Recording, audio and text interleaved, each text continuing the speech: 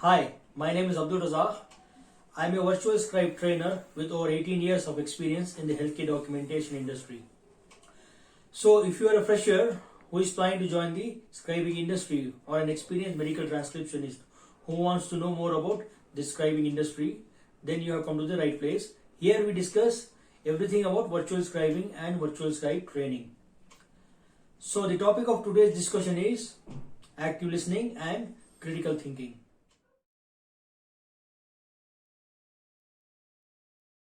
Critical thinking is the analysis of available facts, evidence, observations, and arguments to form a judgment.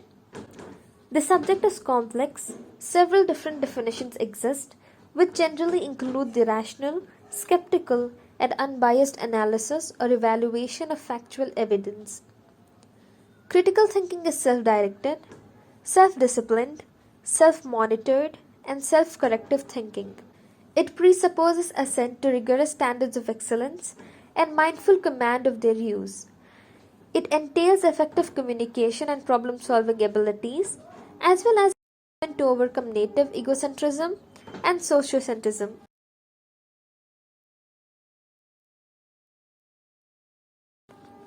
Active listening is the practice of preparing to listen, observing what verbal and non-verbal messages are being sent, and then providing appropriate feedback for the sake of showing attentiveness to the message being presented.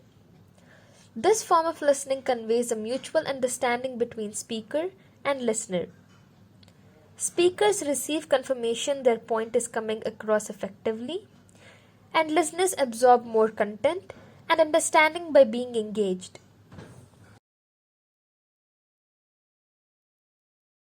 Before we discuss the importance of critical thinking and active listening, I would like to discuss a little bit about a visit duration. Normally, patient and physician visits last anywhere between 10 minutes to as much as 1 hour. Specialty physicians like orthopedics, podiatry, etc. see patients for as little as 10 minutes. Because these are specialty visits, only information about the provider's specialty is discussed and nothing else. So these visits are usually no more than 10 minutes. Then there are some other family physicians, internal medicine physicians see patients for anywhere between 15 minutes to half an hour to 45 minutes. A visit could be as less as 20 minutes and it could last as much as 40 minutes. If it is a follow-up visit or an acute visit, it could be anywhere between 15 to 20 minutes, and if it is an annual physical, it could last as much as 40 minutes. And if it is a psychiatric physician, this physician could see a patient for as long as 1 hour. So different specialties see patients for different durations of times. Now the reason why I am talking about durations is because as a scribe, you should always be attentive and listen to the visits very carefully. It is very important that you try and document everything that is discussed during a visit. So, let me give you an example. If it is a follow-up visit, the patient could come up with 3 or more or maybe a couple of complaints. A follow-up visit could be for hypertension, hyperlipidemia, diabetes, or some other problems. So it could be as many as 3 to 4 complaints, and patients will never speak one complaint at a time. It could be information that is coming up during random times of the visit. For example, the patient might talk about hypertension during the initial part of the visit, but then again later during the visit the patient could also talk about hypertension. So as a scribe, you should be very attentive and listen to the discussion and capture everything that is being discussed during the visit. To simplify and make things more clear, let me give you an example. I will talk about a follow-up visit of a patient who had urinary tract infection and presents today for a follow-up visit. So the patient is coming and discussing with the provider about his urinary tract infection. Also, there are other 2 complaints that the patient discusses with the provider during this visit. So during this visit, the patient is saying that his urinary tract infection symptoms have resolved or have improved a lot. Before this visit, the patient had complained about coffee colored urine and blood in the urine, which has now cleared. During the visit today, the patient is saying that his urine is very clear and he does not see any blood in the urine. But he has very mild lower abdominal pain. That is the only complaint today he has, and the patient is very happy about his condition. The patient also discusses about two other complaints during this visit. We will not concentrate on these two other complaints. We will focus on the urinary tract infection. Now, this is a 15 to 20 minute visit, during the course of which the patient discusses his symptoms of three complaints. One is urinary tract infection. Now the patient, as I said before, has said or told the provider that his urinary symptoms have resolved. He no longer sees blood in the urine and his urine is pretty clear now.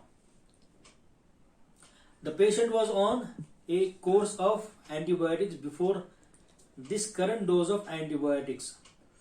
That is, the patient has started a course of new antibiotics 3 days ago and he is going to complete this course in another 2 days. So the patient is currently on antibiotics, and before this current dose of antibiotics, the patient was on 3 different antibiotics for his urinary tract infection. The doctor reads out his urine test and informs the patient that your urine reveals microscopic hematuria, that is microscopic blood in the urine, which is not visible to the eye. So all this information is documented by the scribe very accurately without any errors. There is no error in the history part of the note or the chart. And since this visit has multiple complaints, the scribe has to focus on each complaint and is able to capture all the information or document all the information very accurately. But there is a point during the visit, the doctor is saying to the patient that since your urine reveals microscopic blood in the urine or microscopic hematuria, I am concerned. Also because this is the 4th course of your antibiotics, I am very concerned. I would like to refer you to a specialist. So the provider or the doctor refers the patient to a urology physician. This is a stat referral.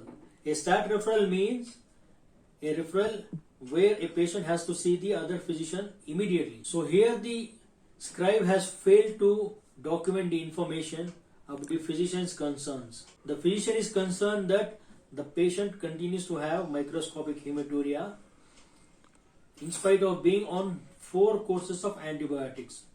Hence, the provider is sending the patient to a urology specialist. This information was not documented by the scribe. Now the plan part reads, which is written by the scribe as microscopic hematuria improved, the patient referred to urologist as a stat referral.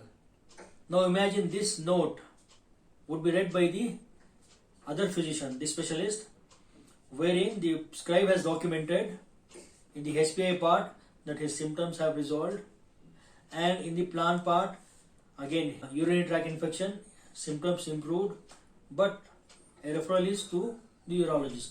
This physician would be wondering why this patient has come to me as a stat referral, because the scribe has failed to document all this information. As I said before, it's very important to listen to all the parts of the conversation, especially where the doctor is voicing any concerns. Always listen very attentively to what the doctor speaks so that there is no missing information. As a scribe, it is your duty to write notes that are accurate without any missing information or incorrect information in the notes. If you like the content of my videos, please subscribe to my channel and share this video with your friends who are trying to join the healthcare documentation industry. Also, please subscribe to my channel, and for more such videos, please press the notification bell so that you get a notification on my upcoming videos. Thank you. Bye.